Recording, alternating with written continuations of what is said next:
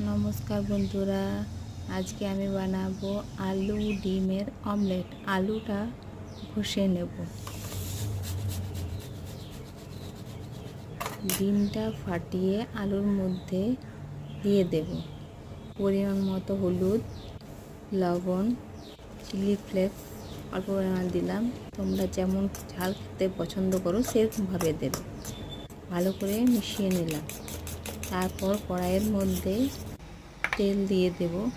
তেল হালকা গরম হয়ে গেলে এর মধ্যে আমি জিরের ফোড়ন দেবো।